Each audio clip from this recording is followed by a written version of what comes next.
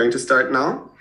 A warm welcome from myself on behalf of the IZO, the Interdisciplinary Center for East Asian Studies at Goethe University Frankfurt. I'm really happy that we got such a large audience for such a spontaneous event, and obviously I'm very happy to have these three wonderful speakers here today in this virtual discussion from three different locations, including myself here in Frankfurt. Just two sentences really about the IZO. We're a truly interdisciplinary center here at Frankfurt, uniting both social sciences and humanities, and a geographical focus both on Northeast Asia and Southeast Asia. And since I'm personally also working on China and global China specifically, I'm very happy that we're having this discussion today about what is one of the major open questions that's being hotly debated, I think, in terms of Chinese foreign policy. What is the relationship with Russia in these turbulent times, and what is driving it, and how is it going to evolve? So without any further ado, I'm handing over to today's moderator, Marina Rudyak, who is currently also a guest professor at Goethe University Frankfurt, and who is going to introduce the other two panelists to you, and who is also going to moderate today's discussion. So Marina, the floor is yours. Thank you so much, Bertram. Just a small technical note, could you unshare and pin the three of us? I think you can do that. Thank you. Absolutely. I pinned you already, so I will unshare the screen and you will be Thank you. pinned. Thank you. So yes, a very warm welcome from my side too. I'm very happy to see so many familiar names and faces in the audience. Thank you so much for taking the time to join us tonight. Well, the topic of China-Russia relations at this moment is probably one of the most hotly debated in the whole international debate in geopolitics, but also in the area the three of us happen to be, which can be broadly defined as China studies, and the big questions that are around what to make of the rhetoric of the friendship without limits, with no forbidden area. Is this really a close alliance, or is it something where we should look a little bit beyond the rhetorical layers and look at what is actually happening and not happening, and what is being said and not being said, and by whom? Because this has very strong implications both for the European Union and for the United States, for the relationship between the two, and how our policies vis-a-vis China should look like and not. And the very specific reason why I wanted to bring this panel together is not only because my two co-panelists are one of my most favorite China scholars, but also because we share something like a unique feature in common. We happen to be analyzing Chinese politics, and we happen to be from a geographical place which once used to be the Soviet Union, which gives us the possibility to follow not only the Chinese, but also the Russian language discourses, and maybe even have this, what some call the intangible knowledge or feeling, to understand this dynamics, maybe a little bit different than somebody who, just didn't happen to go to a Russian school. And I'm not going to interpret it in a scientific way. I think most of you know what I mean. But this was the reason why I wanted to assemble this panel and basically have a conversation I would like to have with the two of them, but share it with those who may be interested. And this is why I'm so happy that you're joining us. So please let me introduce my two co-panelists. First, Maria Repnikova. She is an associate professor in global communication at Georgia State University, and her research focuses on China's political communication, China's soft power and China-Africa relations and China-Russia comparisons. She is the author of two very interesting books, Media Politics in China, Improvising Power Under Authoritarianism, where she also compares media politics in China and Russia, and just very recently on Chinese soft power. And since the eruption of the Russian-Ukraine war, she's been a very regular and active commentator on the China-Russia relations, and I would only highly recommend you to read her contributions in the public media and public sphere, because they're extremely insightful. Our second panelist is Una Aleksandra Bērziņa-Čerenkova. She's a political scientist and China scholar. She has the Riga Stradins University China Studies Center and the Asia program at the Latvian Institute of International Affairs. Her research focuses on the PRC's political discourse and contemporary Chinese ideology, EU-China relations, as well as the Belt and Road and other transcontinental interconnectivity initiatives. She is the author of the just recently published book, Perfect Imbalance, China and Russia, which I also very warmly recommend to you to read if you want to get a deeper look into China-Russia relations. And quite interestingly, we also happen to represent, distinct regions. Maria is situated in the political discourse of the United States, Una in Eastern Europe, and I happen to be in Western Europe. And as we know, Eastern and Western Europe also have quite different perspectives on engagement with China, in particular also Germany's trade relations with China. So I'm really hoping that we can bring different perspectives together tonight. And let me start with the picture that also is the teaser for today's event. And this has been taken quite recently at the G20 summit and became something like a meme on the internet, with different people writing what is it that Lavrov and Wang Yi are talking about. And we used it for tonight's announcement because it's quite representative for the question we are posing.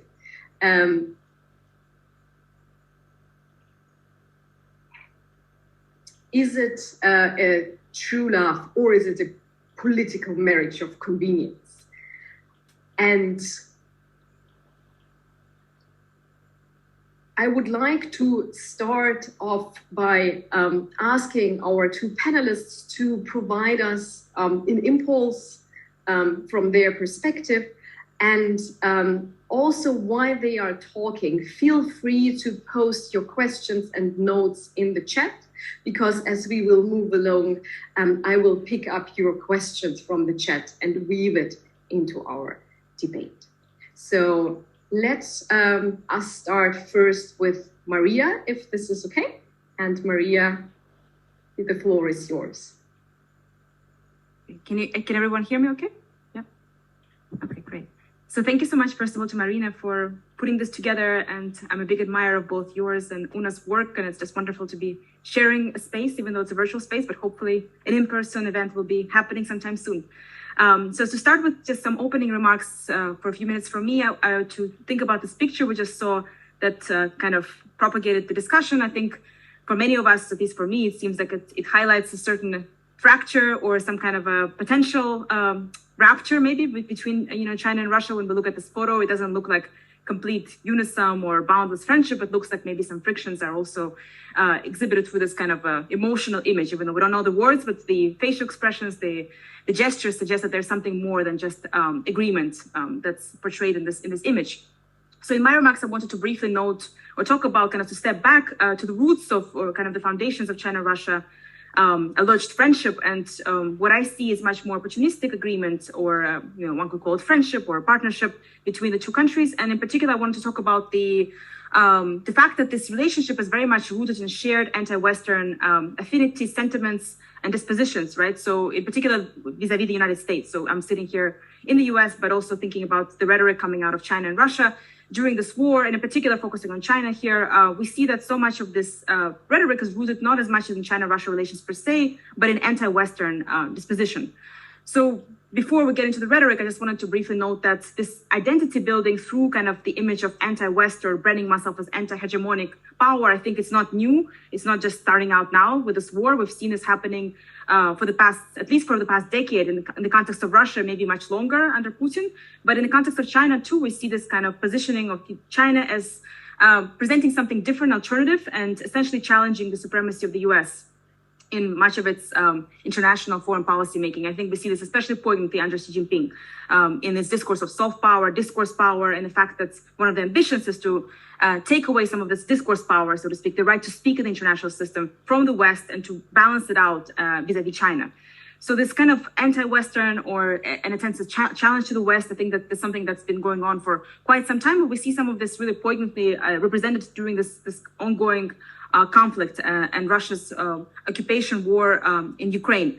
So in particular, focusing on Chinese rhetoric, something that I've analyzed in some of my public writings, I was struck by the fact that throughout this conflict, I haven't been up to date completely in the past couple of weeks, but just we see some of these kind of similarities in official narratives and unofficial kind of public discussions of the war. And one of the key threads was that the key blame, the key kind of framing of this conflict is not so much about Russia versus Ukraine, but positionality of this war is a proxy war. So it's really the fault of the West, and in particular NATO, and of course the US being the key player in NATO is being blamed for overly militarizing the region, and as a result pushing Russia into the abyss, basically. So Russia is kind of this victim, in a sense, had the inevitable kind of position to eventually defend itself. And that rhetoric hasn't completely, I think, gone away. It's still been present in various discussions, and the idea of blaming NATO, of course, also resonated in much of the global South. It wasn't just China, but many other countries supported or somehow invoked this rhetoric as well. And then the other dimension of that was also a lot of cynicism vis-a-vis the US, in particular being the kind of the moral arbiter, of this conflict. So the US, galvanizing Western Europe, Eastern Europe coming together against Russia. And in China's narratives, a lot of it is that, how could you be the galvanizer or the moral arbiter, given that so much damage, so much international crises in the past decade, if not longer, have come out of US aggression. So much of this kind of is whataboutism or finger pointing back at the US and saying that actually you don't have any right to scrutinize anyone in this conflict and you should just step back and not be involved. And of course, the idea of militarizing or supporting Ukraine militarily is also being positioned as prolonging the war and galvanizing kind of a longer conflict. That's something that's also been critiqued by the Chinese side. And what's interesting is that it's not just the official rhetoric. We see this also in popular narratives, in nationalistic discourses on social media that I've analyzed for some of my writings. But also just recently, I found a very fascinating article about some interviews being done in the border regions, in China-Russia border, and the interviews with various Chinese nationals who work with Russia, who just happen to reside there and have experienced Russia on certain levels in terms of trade and so forth, had very similar positions about the war, that, they're maybe not so much pro-Russia, but they don't support the US, so they're aligning with Russia as out of necessity. So the US is kind of the devil in this picture. So this is just a report that came out just a couple of days ago. So those sentiments seem to kind of resonate across societal levels, and recent public opinion surveys by Carter Center also indicate this kind of unison between nationalistic public opinion surveys indicating the support for Russia, but at the same time not involving China directly in this conflict. So it's interesting kind of contradictions there as well.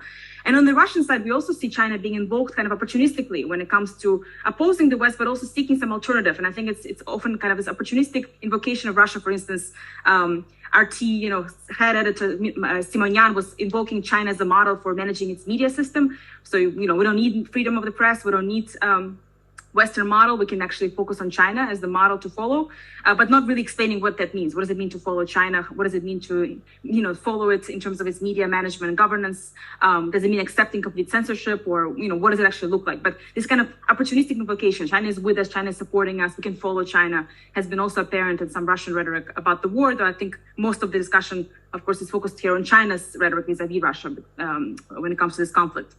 And then kind of alongside this opportunistic engagement and to focus on the West, we also see some frictions or fractures, which I think is also going back to this picture, to me manifests itself. So the couple of points of frictions that I've been noticing, or I want to briefly outline. One, I think, is the different disposition vis-a-vis the West. So even though they may be aggregating or galvanizing against Western or US hegemony, the scale of this kind of anti-Western sentiment maybe is not quite the same between China and Russia. I think China still wants to shape and participate in international institutions. Its idea and vision of soft power still involves presenting something alternative, the idea of community of shared destiny, mutuality, helping other countries develop. We don't quite see the same rhetoric coming out of Russia, or a particular alternative vision beyond, resurrecting the Russian Empire. Of course, they don't put it in the same words, but it's not quite an alternative vision for the world. So I think China is still trying to present something distinct. They call it constructive journalism when it comes to its mode of reporting, not destructive. That's how they characterize the West. And I think there's something that there's some friction between engaging and disengaging with the West. And we see this also in its ambiguous position vis-a-vis the war in Ukraine. I think the other points of frictions, worth noting, and I'm sure Una will talk more about this kind of competing narratives as well, as in, even though they appear to be aligning, right, in certain regions like Central Asia, and I'll leave it to Una to talk about that, there's also competition in how they present themselves and their values, but also their various projects, the large-scale projects like BRI and Eurasian Union, not necessarily always complementing each other. So I think those areas of competition to me are also really, really interesting. And the last point in terms of societal frictions, we hear so much about official narratives and discourse, but at the level of society or just the general public, it's not really clear to me that there is that much of a friendship or a deep mutual trust. When I was studying this back many, many years ago on the China-Russia border, it was very clear to me that mistrust at the societal level was really an important point, and on both sides there was very little love for one another and a lot of suspicion about one's intentions. And of course, this relationship being so asymmetric in favor of China when it comes to economic and arguably geopolitical military prowess, it's hard not to think that even to this day there is a lot of suspicion, at least from the Russian side, about what China's intentions really are in the long term, and can Russians trust China as a partner. So I think this kind of societal level, I think to me is sometimes it's under discussed, and we often focus on the very high level figures, official narratives, which are very important. But if you look at the unofficial side, maybe it tells a bit of a different story. So I'll stop there, and I look forward to our discussion. Thank you. Thank you so much, Maria, for this fascinating and very rich input. And now, Una, over to you. Thank you. I had to do a swap of my computers because I don't know if you guys have heard, those of you who aren't in Germany, but the temperature today is approaching 40 degrees centigrade and the computers are going crazy and trying to shut down. So here you are with climate change. So first of all, just building on Maria what Maria has already outlined, I'm going to just poke at some of the things. And first of all, my main question today is, what has changed in anything since I wrote about a Russia-China relationship before the Russian invasion? And when I wrote about the Russia and China relationship, my main conclusion was that an alliance is not in the cards because of these differences, because of precisely of the lack of the trust that Maria outlined so well. So I did make a point that an alliance is not happening, and also based on what Maria also outlined, the competing narratives of, so the narratives, some of them that are shaped to tell a story of friendship, whereas the reality, they are disrupted from the reality, which shows a very different picture, a picture of looking over one's shoulder all the time when dealing with the other party. And at the same time, very different narratives for one and the other side of the border. So a different narrative domestically than the one that goes across the border. Now I'm starting to think, and that is also why I think this conversation format, Marina, is great, because I don't really have a persuasive, actually, argument one way or another. So I'm hoping that today we can sort of challenge ourselves. Has this changed? And has somehow the signaling of the friendship after the Russian invasion and the support towards the Russian, one particular narrative, right? Not all, but the particular narrative on NATO's expansion and the US hegemony as the main issue, has that somehow tilted this, not towards, and when I say alliance, I don't necessarily mean a set alliance with but more of a more of this binding understanding that we got each other's backs. And another question is, how much trust do these two actors really need to usher in a new reality globally? So maybe, and that is something, again, I'm challenging myself to do. That is the question that I usually get. And then I think, and then I respond to that, the current level of trust is just not enough. And I have a bunch of examples, and those who have heard my talks know how these examples that I always kind of use to answer this question. But now today, in the spirit of this format, I wonder if perhaps really the level of trust that Russia and China need to usher in a new security reality, a new economic reality, and a new political reality isn't really that high. It's just about the joint issue that Maria again splendidly outlined, the joint enemy in the face of the US. So on one, and I'm really undecided here. I can't argue one way or the other, because on one hand, of course, we see that ad hoc cooperation has risen, and we see its displays.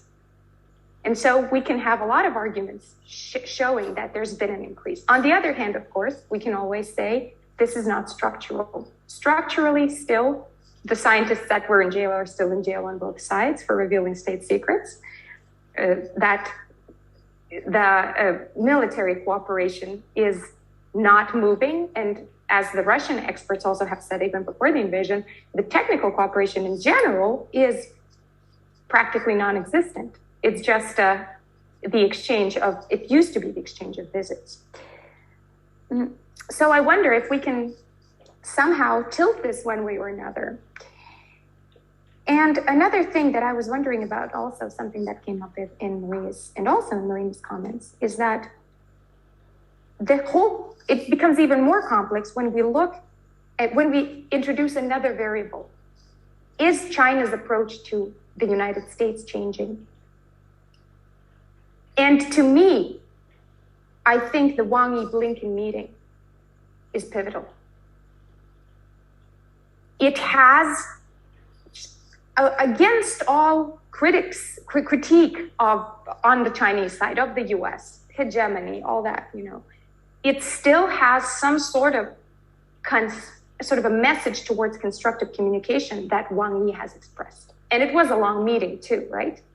So the Bali meeting, I don't know what's going to happen, but maybe, putting it in context, maybe it is some sort of a sign of a China, of a changing or taking a chance on the states somehow in China. And now I want to talk about the something that Marina started with, that our three perspectives, sort of the American perspective, the German perspective, and the Latvian perspective, in a sense. I would say that in our particular region, China's support, rhetoric support, limited support, lack of real support, how Russians call it, but still support, is being viewed as the betrayal, the ultimate betrayal of smaller countries in the face of when China has to make a choice, it's not going to vote your way. I think the Poles have made this point, and our colleagues in Poland have made this point. So what is your strategic partnership worth then, that you have been telling us for years that it's so important that you can just tear it apart when Russia tells you so? So the debate that we are having in my region, and the questions that I have to answer in my region regarding China and Russia, have shifted. It's not anymore how deep the relationship goes, how multifaceted it is or not, how superficial the discourse is, but it is about the fact that China is this way helping the Russian story and undermining the agency of smaller players. So again, I'm not quite sure how to answer that, but so let's open it with all these questions. But to go back to my first sentence, what has changed, or has anything changed since the book? My gut feeling is that it has. But then again, changes take place all the time. Thank you. Thank you so much, Una, and thank you both for putting a number of puzzles on the table and in a way trying to put them together and flatten them out as a map that we can take a look at and start getting some clues on what is going on. I would like to pick up on actually your first question, Una, and address it in a way to both of you. And this is, if we start with the rhetoric, with China's official rhetoric, which is, I think, for all of us, the instrument and the tool how we analyze Chinese politics, because we all engaged in the decoding of the esoteric communication coming out from China and now also increasingly from Russia, and ask what is the meaning of the signaling of the friendship. And I remember reading recently a statement coming out, I'm not sure whether it was from the Chinese Ministry of Foreign Affairs or from the People's Liberation Army, that made a clear distinction between alliance and friendship. And that stated that what China has with Russia is not an alliance, it is friendship. And as we all know, alliances is something China very strongly criticizes when it criticizes the United States. And we have this rhetoric of China does not have alliances, China has friendships. And this is significant because, NATO is an alliance. Countries go to war for allies. They do not necessarily go to war for friends. So my question to both of you is, and this is, I think, very few people actually notice this sentence in the trend of to equate China with Russia and to portray this friendship as being like really an all-weather friendship, which is, by the way, a term which, as far as I'm aware, the Chinese side never dropped on Russia. So the all-weather friendship is something China has with Africa. I haven't seen all-weather friendship to Russia. It's a no-limits friendship, but it's not an all-weather friendship, and it's not an alliance. So picking up, your question, what has changed? I'm wondering, has so much changed? And what do we have to make out of this very careful signals to the West, maybe not to overestimate the value of this friendship, and maybe even to Russia, not to overestimate the value of this friendship? Which one of you, or maybe just start speaking if you want.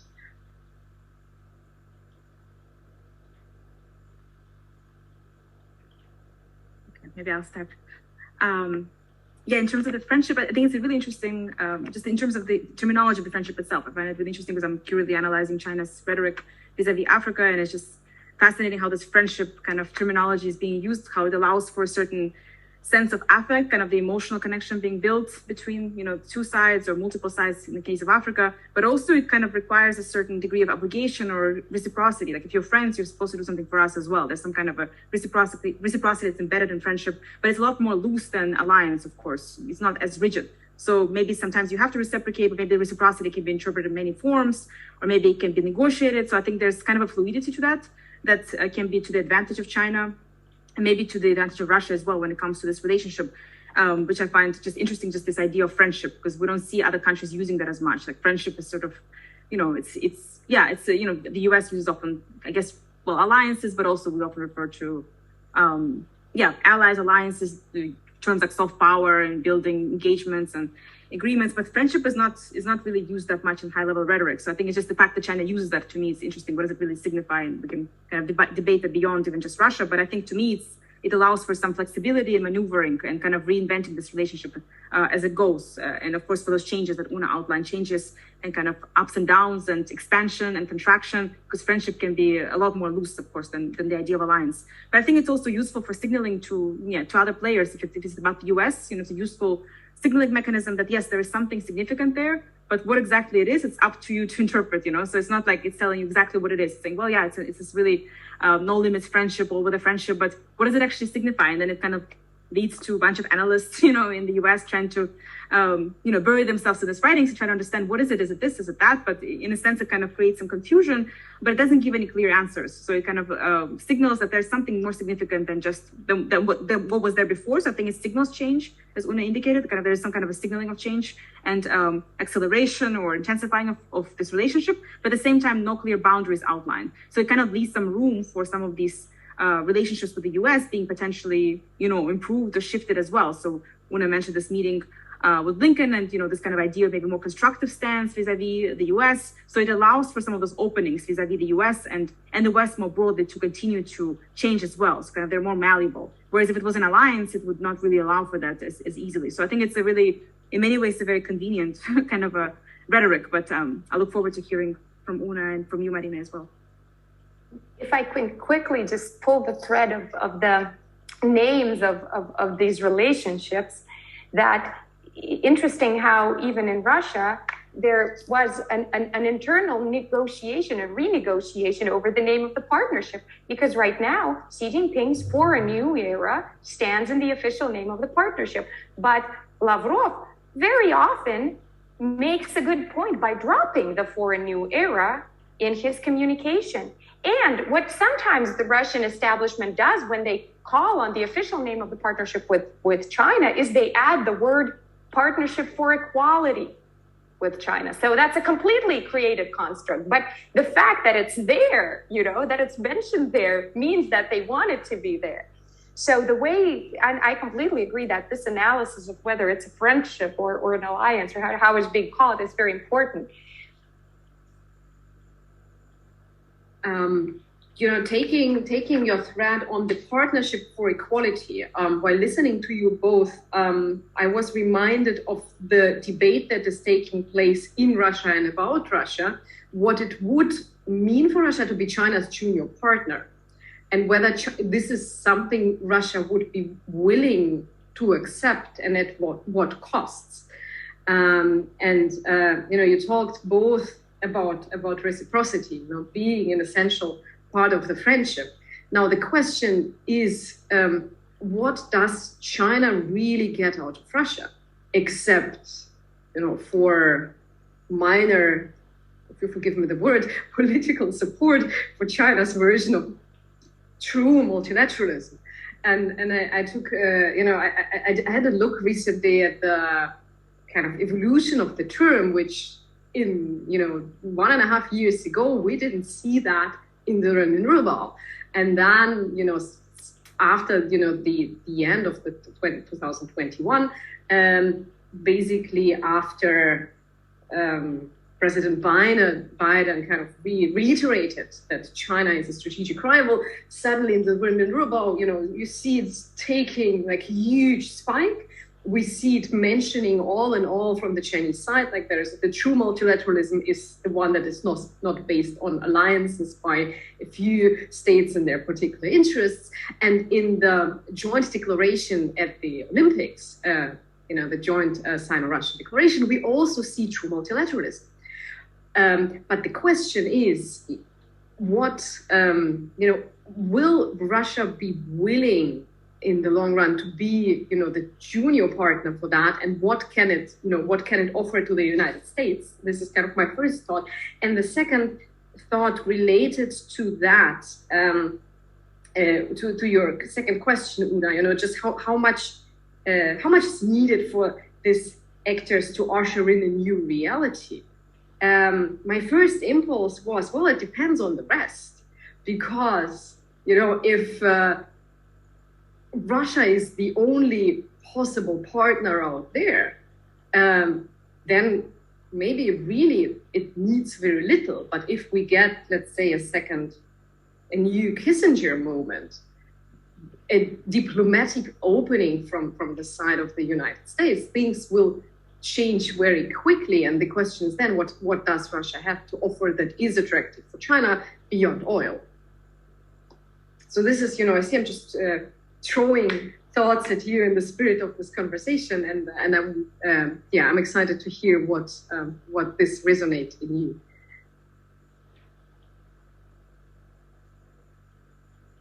I guess I will leave the Russian rhetoric maybe to Una, because I haven't been analyzing that as much in terms of how Russia and Russian officials see this idea of being a junior partner.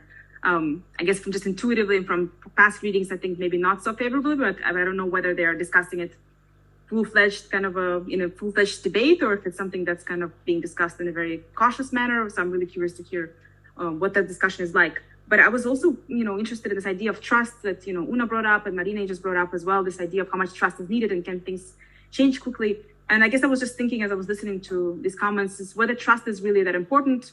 Does it really matter that much? Or is it all about strategic kind of opportunistic approach to international relations and friendship as being, again, this very strategic construct? So is trust really that important? In my work, I often think of these different layers and, the idea of societal mistrust and so forth kind of playing into it. But does it really matter that much? Or is it really just about this kind of very strategic outlook and getting the most out of each other? And if those strategic calculus change, if the US gets, say, closer to China and Russia doesn't really offer that much to China anyway, whether it's economically or geopolitically, strategically, maybe that kind of friendship also starts to mild down or become a little bit more, even more effusive or more limited. So I'm curious about this idea of trust as kind of this, I guess, element or variable. Does it really matter? It helps to facilitate a deeper friendship, but can it exist without it? Can it exist with very superficial trust? And it seems that to some extent it already does. So that's something that, maybe again, going back to Una, this limited trust or kind of very minimal trust is enough to sustain a more opportunistic friendship. So it depends on how we want to define this friendship. It may be requiring less or more trust, as opposed to kind of see trust as this inherent kind of a part of developing this relationship. So. Thanks. I'm just writing down things like I'm a student here and really enjoying this. Now on the junior partner, it is not discussed in those words, but of course, during Solovyov's evening charades, it slips one mouth or another that, the Chinese are going to take over now if we're not careful. So of course, this fear of Chinese takeover, of China's opportunism, of China's lack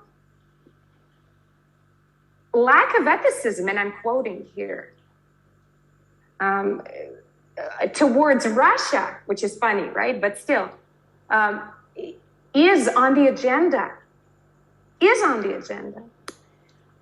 And when we talk about the Western grievances vis-a-vis China, we forget that the same grievances are being voiced in Russia. The technological side, the IPR, the fast business that has ecological implications, stuff like that.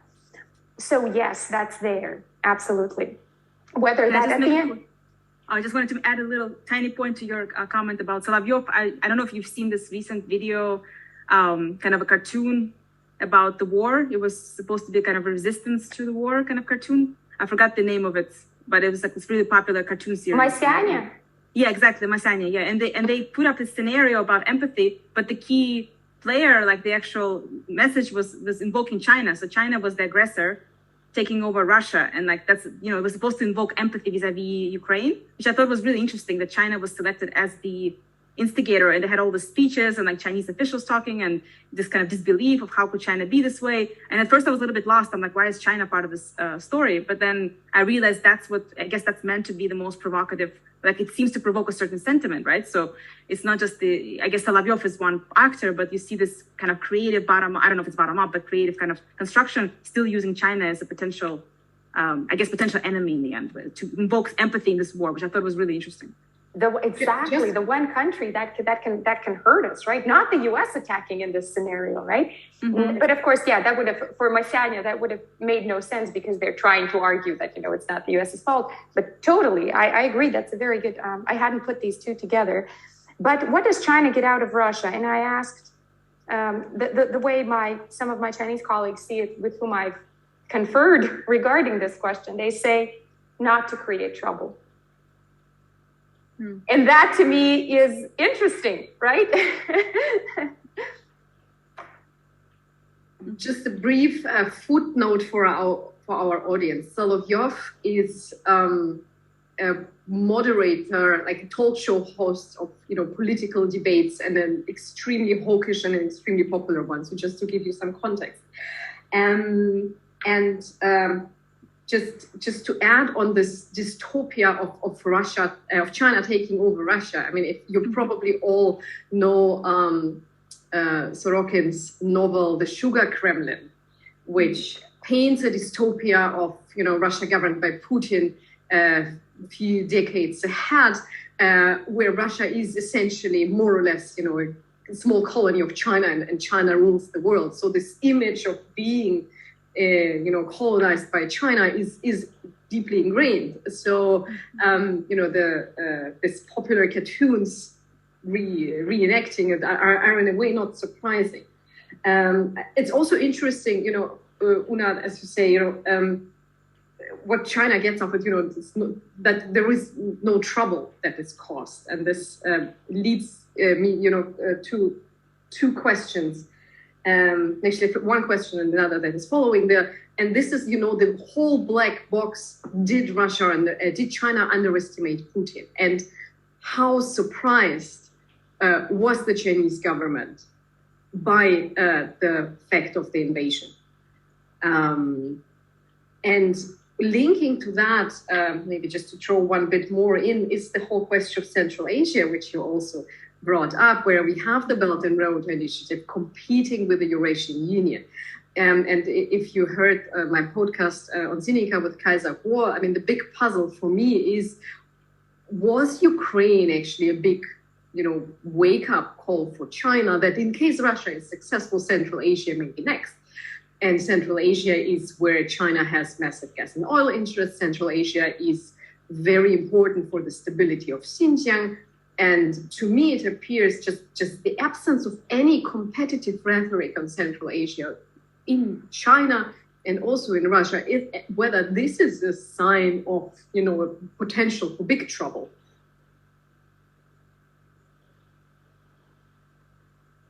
Maybe, Una, you can start with the Central Asia stuff? Yeah, in Marina's remarks there, you had Belt and Road and also this puzzle in the relationship, and of course the Central Asia is a ground where, to a certain extent, both of them are accommodating each other. But we will see how it's going to happen, especially, now with Kazakhstan's position and these interesting kind of, we don't want to be seen as Russian lackeys kind of an approach. So we'll see if China will take up that space. But in a sense is an important one. And in Central Asia, just another point quickly to make, BRI, yes, was in a sense competing on the ground with what the Russians are proposing. But at the same time, I want to go back to a quote from our colleague who works on Central Asia and who challenged me on the perception that there's a zero-sum game in Central Asia. She said, what makes you think we don't have enough development space that could accommodate China, Russia, Turkey, United States, European Union, and the rest? So that's also an important point, that maybe it can accommodate both. But I have to also quickly just to latch on to the keyword of Belt and Road. On our end, we see, and this is where my regional perspective comes in, that is pretty much dead in the water. And of course, Ukraine was the last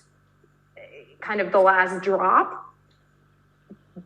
But even before that, and that makes me, and what I find now, another question that I'm throwing out to you guys, how did you perceive, why was Xi Jinping just now talking about the crucial role of Xinjiang in the Belt and Road? So kind of talking about Belt and Road as if it's there, as if it's going on. What's your reading? What was it, a week ago?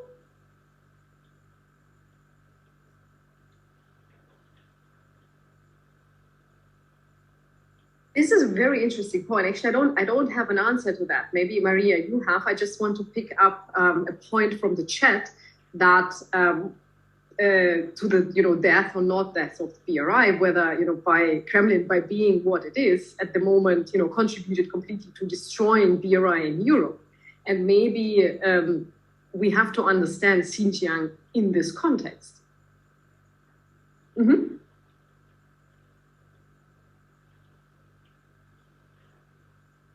I guess I was wondering in terms of that point of destroying BRI in Europe, and also earlier points, Una made about Latvia's reaction and kind of the sense of betrayal vis-a-vis China, and betrayal not just of Latvia, but of smaller nations, and kind of how that affects China's image.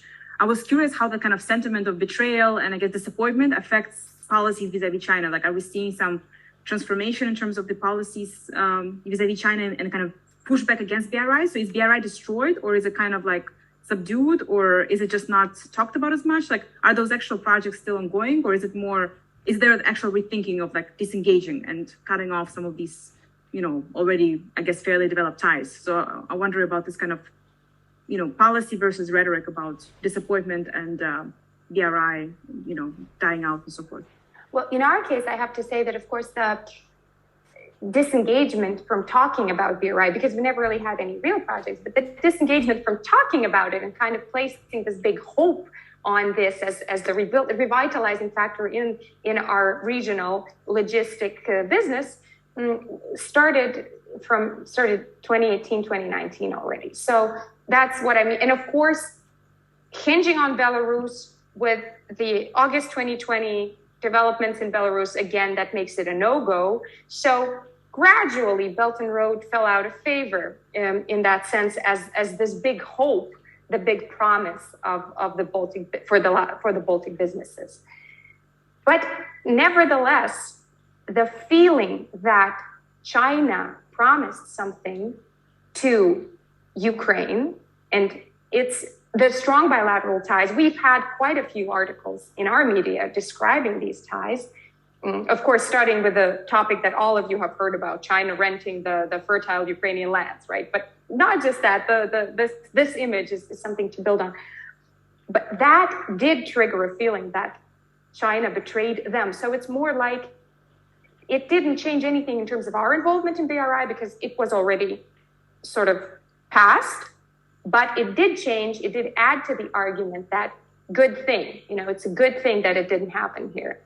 But again, this is coming from a region that had no real projects, just talk. And I wonder what the others have to say in the audience who are coming from regions where some BRI is implemented. Maybe you want to add this in the chat while I'll pick up two questions from our audience in the chat. And the first one is related to the community of shared future for mankind. Does it mean more to Russia than only pushing back against Western power? And what are the implications of this Chinese concept from a Russian point of view?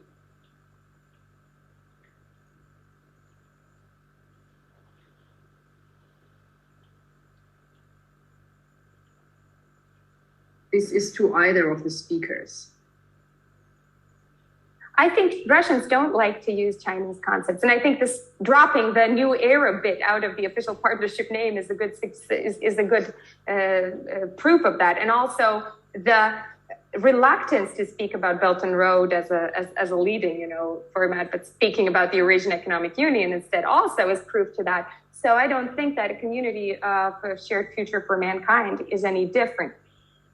But it does serve this purpose that, yes, there are alternatives to the Western order. But of course, I think for the Russian ego, if I'm allowed to say that, for the Russian national ego, it wouldn't be a Chinese concept that they would subscribe to. It should be a Russian concept that the others subscribe to. It reminds me of the idea of kind of a China model and, the notion of adapting or, kind of following China model. If you ask, I think, Russian experts or officials, especially about China model, whatever components of it are, they would say they came up with it themselves. Like, there's nothing Chinese about, this is not a China model. We came up with the best elements. Like, we are doing our own thing. So I think there's kind of exceptionalism as well as a defining character, and it's part of its image and, international global rhetoric. I think it makes it difficult to adopt concepts from China and to admit that maybe some of these elements are being followed, even though sometimes, like I said earlier, opportunistically, there's a use of kind of deployment of China as a model or some kind of a potential alternative. But when it comes to actual substance, it's not really clear, how it's being seen. It seems like it's kind of used occasionally, but not really seen as like, we're going to follow China, we're going to become like China. Because we're better or more advanced or, so forth.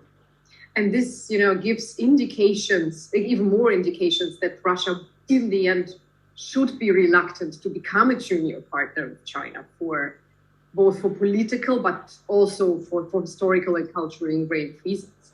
Another question that has been raised in the chat actually relates to climate change and to our broader question, what does China get from Russia and what can it get, except for, not having trouble. And this is that for now, the major attraction and strength that Russia has for China is its reservoir of coal, oil, and gas. But given China's stated commitment to environmental protection and this objective to go carbon neutral by, 2035 or 26, I keep forgetting that. Apparently, China will shift towards more sources of energy. Given also the increasingly obvious threats of climate change, Una is now very vividly experiencing on a personal level with 40 degrees centigrade in Bonn. So if China doesn't simply need or want Russian fossil fuels anymore, what's the significance of Russia for China? Except for not making trouble or being maybe the counterbalance and the whole NATO argument.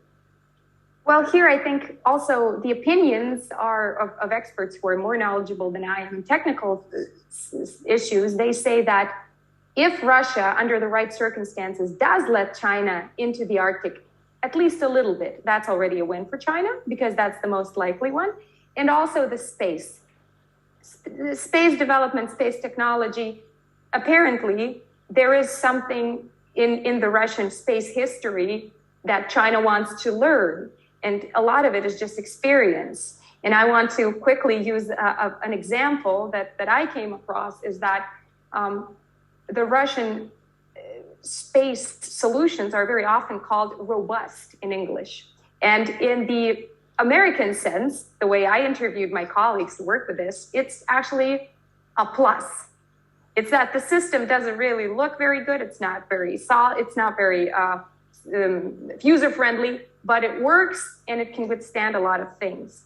And I was very interested to suddenly notice that this robustness was something that China was communicating that it lacks, in a sense, that we are chasing this almost the Japanese model of extreme sophistication of technology, but we don't have the decades of blood, sweat, and tears that, have tested this particular thing that we don't need to update. So I think these two could be important. But also when it comes to the oil reserves, I'm, again, not a climate specialist, but from what I gathered is that there will always be on some level, at least, okay, not always, but in the near future, there will be demand for these reserves. We're not trying, and China has not reached a spike yet. And also we are trying to, of course, so carbon capture is also a topic that Russia's been talking about, because it would be good for them as a resource exporter. So I would say that there is some money to be made still in Russia on the resources in the immediate future. Thank you also for bringing up the space program issue, because as you rightly say about robustness, the United States just started recently using their own spacecraft to transport astronauts into space, because this, years old, tens of years old Russian technology turned out to be quite robust. It's not beautiful, but it's very reliable in bringing people into space. And now with the contracts on the International Space Station soon, expiring or the space station also, aging, the question will it be possible to keep Russia on board, or will we end up with a situation where Russia would exit the ISS and team up with China to have a joint Russian-Chinese space station? And is this something actually we're thinking about enough in terms of the implications?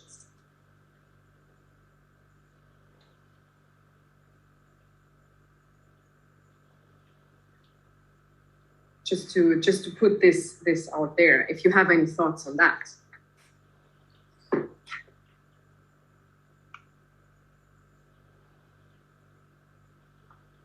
It looked there for a second that Maria is trying to unmute, so I was waiting for Maria to speak. It is actually something that comes up in the Russian media as well. Kind of, let's maybe see what, and also before the war, by the way, it is seen as a consolation prize, or maybe a way to stick it to the Americans. But yes, it's sort of a we have options discourse in space, and we are coveted, we are respected.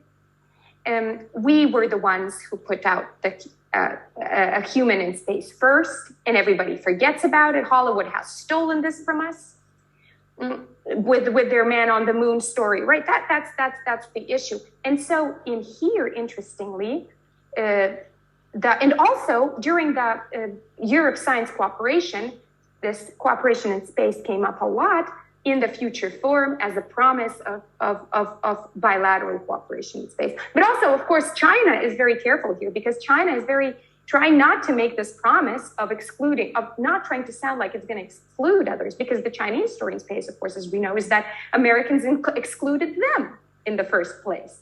So they were forced to go their own way. And so, of course, when China speaks about the community in space and joint human effort of humanity to pursue these goals of space exploration, space science, space space ecology, or how do they call it when they grow plants, right? That's space biology and space agriculture. All these very positive agenda goals.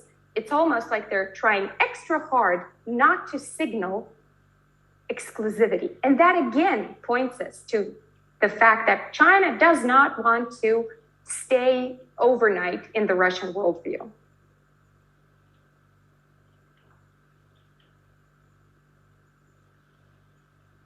Maria, do you want to add something on that? Yeah, I mean, I agree with that, the idea of kind of signaling the lack of exclusivity, or the idea that, there's kind of openness to other partners, but also the notion that Russia is included. So there's all this kind of flexibility that goes back to this idea of fluidity of friendship that I think we started out our conversation with as well.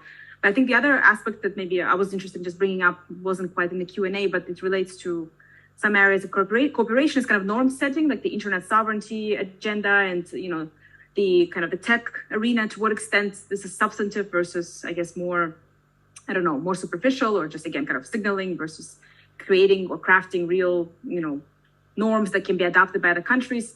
I guess internet sovereignty is kind of the main example, but there's also all kinds of media summits and the idea of, trying to channel each other's narratives in each other's media. And it seems like, at least in some Russian official media, that has worked. And Chinese official media also really mostly positively reports about Russia. So there's some kind of bilateral, agreements, symbolic agreements, but I'm curious if any of you want to share something about internet sovereignty. It seems like that's one of these aspects that worries, Washington a lot, and the West more broadly, the notion that there's a reinvention of how the internet is being seen and understood, and that it's really up to governments to basically regulate the internet. And China, I think, has been the first to promote that, and Russia has enthusiastically joined on, but many other countries have as well. And many of them, of course, have an authoritarian kind of leaning, so it serves the purposes of their domestic legitimacy as well. So that's something that I've been kind of starting to research, think about how substantive it is, or maybe, again, it's more symbolic, but it seems like an interesting area of cooperation.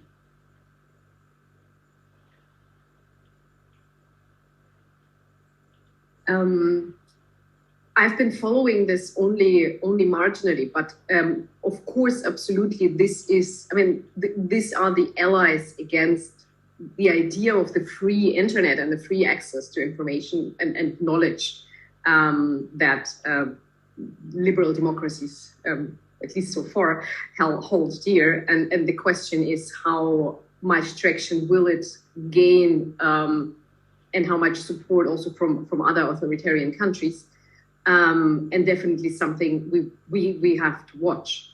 Let me maybe pick up. I see that there are 3 more questions in the chat. So maybe, 5 more questions in the chat. Just let me pick up one also related to cooperation beyond the internet and rhetoric from space to the earth. And this is on the China-Russia cooperation within the Shanghai Cooperation Organization in Central Asia, where there is a certain extent to military cooperation, but how do you assess it with the invasion in Ukraine? What will be the impact on this type of military cooperation? Will it become more, or will it become actually less because of the fears and implications we discussed?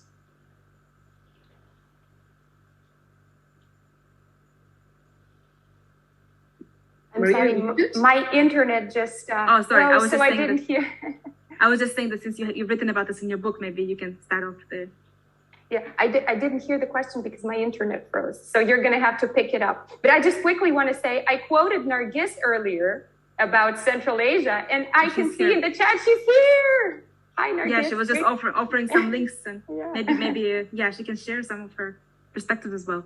I think the question was about Shanghai Cooperation Organization, right? To what extent it kind of creates more drifts between China and Russia, or ends up maybe creating more partnership? Like, what role does it play in their given the Ukraine crisis? Well, for the Ukraine, let me just quickly say that, of course, that is something that Russia has been using a lot, almost hyping it internally to the level of a very strong organization. Saying that that it's strong and decisions are being, so it's kind of almost, we're a member of this also, we can also be members of these multilateral settings. But at the end of the day, the problem of the organization is in the name. It's Shanghai, and that is, I do believe in my interviews, at least, maybe you have other insights, but my interviews with Russian informed parties, let's just say. Can't quite say that I interviewed policymakers because there's not very many of them, obviously. But with informed parties show that it is just underwhelming for Russia, again, to subscribe to something Chinese. In that sense, Russia feels more at home by promoting BRICS. One of the questions is about BRICS. But the BRICS, of course, has this intrinsic problem that also comes up in Bertrand's question. What about India? So there's a baked-in contradiction in BRICS.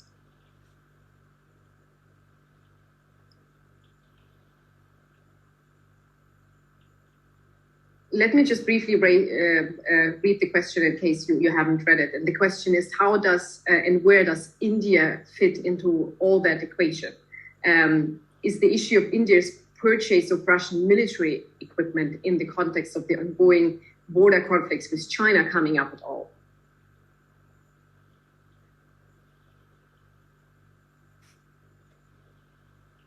And from my point, I haven't seen it figuring substantially so far.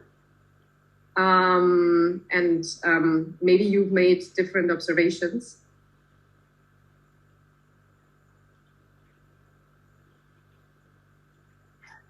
I'm trying to find the question. Yes, so absolutely. We see Russia using India very much as a means to get higher on the, to offset this imbalance with China, for example, by upgrading India de facto in the security strategy, by using India just after China and referring to India for the same amount of times as they refer to China in their planning documents. So, but of course, for India, this is not convincing because the ultimate game is to better the positions vis-a-vis China. So the issue, and I don't know if we have our Indian colleagues in the room, but I think also something we discussed with Klingendahl a couple of months ago, and I see some Klingendahl colleagues here in the room, was that India just doesn't trust the fact that when push comes to shove, Russia would in any way support it. So the sales and the border conflicts do come up for sure. It is a calculation.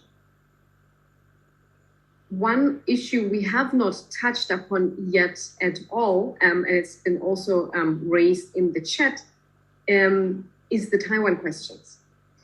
And what your assessments are on whether Ukraine, great power rivalry occurring on the global stage,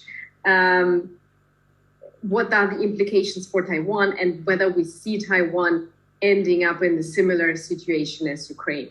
Now, from my observation, just following very closely the Chinese discourse, is that just the signals of China still being willing to stick to the status quo are quite strong in the sense that we have the rhetoric, as long as Taiwan does not declare independence, as long as the United States do not recognize Taiwan, nothing is going to happen. At the same time, I keep hearing from voices in Beijing that the US rhetoric is strengthening Chinese hawks who may be inclined to promote a quicker resolution of the Taiwan questions. I've been hearing from people close to the US administration, but Maria, you're probably much, much more familiar with that there are also voices who would, in a way, like to escalate the Taiwan questions to resolve it once and for all. So what is your assessment of China's stance on Taiwan, and how much Ukraine empowered or actually disempowered China on that, and what can we expect from the United States? I would like to just take a little bit different perspective and talk about how Taiwan, in fact, has capitalized on the situation. Because I think that in Europe, we see that Taiwan has really taken up the comparison, has really taken up the we're next narrative. And the security establishment has really started to show up more and more in Europe, saying, we're next. This is what's going to happen to us. So I think it's a very interesting angle. Taiwan, as the agency of Taiwan, because two can play at that game. On one hand, if we agree with this analysis, then indeed, Russia's invasion in Ukraine, at least at first initially, when it looked like an easy thing, then it did damage Taiwanese security. At least perceptually, and we've heard it come up many times. But Taiwan has actually turned it around a little bit. And has actually, I think at this point, I don't know if they've increased their security, but they've definitely put themselves on the agenda. So I think it's very interesting how Taiwan is also using the war in Ukraine to actualize and accentuate its own security concerns. Good for them, by the way. Yeah, I think it's a great point in terms of agency, because we often think of it as, this great power relations where there's certain smaller countries, right, kind of smaller states, actors just don't have the voice. But in this case, as Una, really put it really well in terms of their own kind of advocacy for themselves, and in some ways, of course, also affecting how others react. It's very relational, so they end up invoking something, and then other states are forced to react. So it's really interesting to look at kind of from that angle. I think from my perspective, I see maybe some shifts and kind of tribulations in terms of both China's and the US, position. On the China side. Initially, I think, there was kind of a sense of definitely restraint. We see a lot of comments, or I saw a lot of comments on social media in terms of, comparisons between Ukraine and Taiwan, and kind of calling for action and belligerent sort of action and takeover. But then the censorship apparatus actually deleted those comments. So to me, that was kind of signaling that, they don't want to escalate that kind of sentiment. And it also goes back to domestic forces of this relationship, and of, I guess, any foreign policy, the domestic kind of backing or forces behind it. I think public opinion in China does matter, does play a role, and it's become increasingly very nationalistic. Cyber nationalism, I think, is a huge force to kind of reckon with for the Chinese party state itself. And there was kind of a concern that where is this going? Are they pushing kind of for a non-compromise position? Is China ready for this? They're going through zero COVID and economic slowdown and so many crises within China. Is this really the right moment to do this, or to engage in their all outright conflict with Taiwan. So I think that was kind of really, a sentiment of restraint from the official side, but interestingly on the public opinion side, maybe less so. But then kind of in recent, weeks or the past month, it seems like this timing is a little bit in flux now with this ongoing war. We did, I think, note some escalation among some voices, the hawkish voices that Marina noted, and in part maybe responding to US and the provocations coming from the US about resolving the conflict. We also see some of those voices here in the States kind of compromising this position of restraint. So I think that is very worrying and interesting, to observe at the same time. So that's something that I've noticed. But the other point maybe worth mentioning is in terms of the potential international reaction to this kind of crisis, right, in Taiwan. Would the international community align behind this cause in terms of the economic sanctions, for instance? And I think that the lesson from Ukraine, I don't know how applicable it is, right, to Taiwan, because of the very different market that China is for basically the global economy, international community, whether it's Western Europe or the US itself.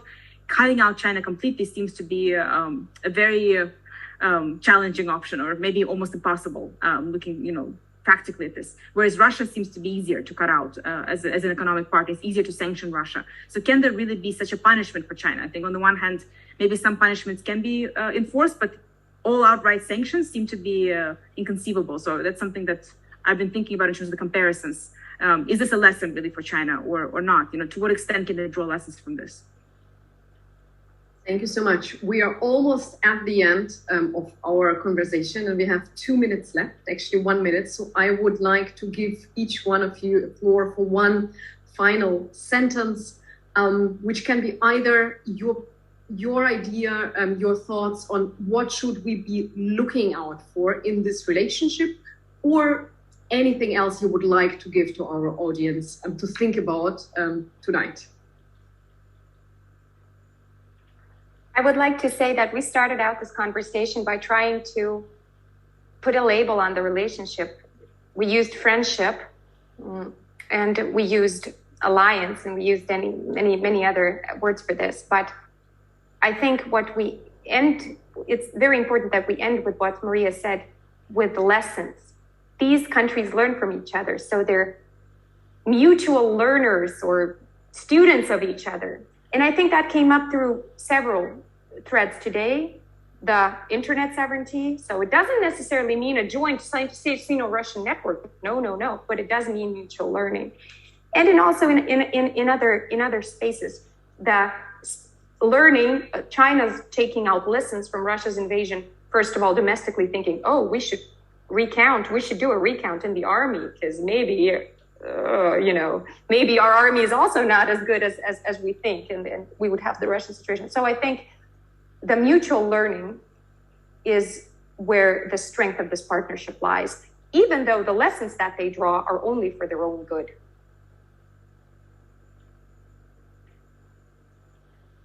Thank you, Una. Maria. Yeah, I really like this point on kind of learning and the mutual kind of the mapping of one's own, national, domestic, international policy based on observations from one another. So maybe as opposed to thinking of this as a, in terms of the binary kind of, notion of either marriage of convenience or something that's very superficial versus something that's very, very deep and almost permanent. Maybe thinking about this as something that is quite fluid for a reason. It's strategically so for both countries. They don't want to embark on something maybe more precise or more confined because it limits them. But when we have this more fluid definition that signals something to Western countries, but at the same time allows for this kind of projections, learning, but not necessarily direct adoption, or kind of direct emulation, right, of one another. I think that creates an opportunity to be very selective, to kind of opportunistically embark on whether it's narratives that they invoke about each other, or policies, or rethinking their own domestic, resources when it comes to the military, as Una mentioned, or being prepared or ready for the conflicts on their own on their own terms, by learning from what Russia hasn't done. Of course, for China, Soviet Union was always, not always, but for the past 3 decades has been an anti-model in terms of how to handle its own domestic political legitimacy. And I think these lessons from the conflict here may also include some of this kind of anti-model sort of lessons, as opposed to maybe a model to emulate, but maybe both, selectively adopting both. So I think this is something really interesting in terms of the fluidity of this relationship, allowing for this creative ways of learning, adapting, but not necessarily committing oneself to this permanency and kind of stuckness in this partnership that may change. So thank you very much. I think it's a wonderful image to end on, to understand the relationship as fluid. Because if we look at the public discourse on China-Russia relations now, it's always trying to conceptualize it as either this or that. And if we're really honest, the Western discourse, and I don't like to use the term the West, is very much dominated by this idea to have things defined, to have things spelled out. It's not comfortable with fluidity and ambiguity, and it's definitely much less comfortable with that than China or Asia or other parts of the world are. So this is maybe something to take home for us, just to remember how fluid things are, and that other countries are maybe more comfortable with dealing with this fluidity, and maybe we should be too. Thank you all in the audience so much for joining us. I'm very sorry for not being able to pick up all the questions. I tried to incorporate as many as I could. Thank you all for sharing the links. We've saved the chat. If you have any questions on links or material posted in the chat, just write to Bertram or to me, and we will share it, the respective links with you. Thank you to IZO and Bertram for hosting us. Thank you so much for Una and Maria for taking the time. It was a joy, and I hope we can repeat it again soon, and maybe even in person. Thank you all so much. And last but not least, thanks Marina for a wonderful moderation, and hope to see you all again soon, and maybe also in person. Have a good time, have a good afternoon or evening, or wherever you are. Bye.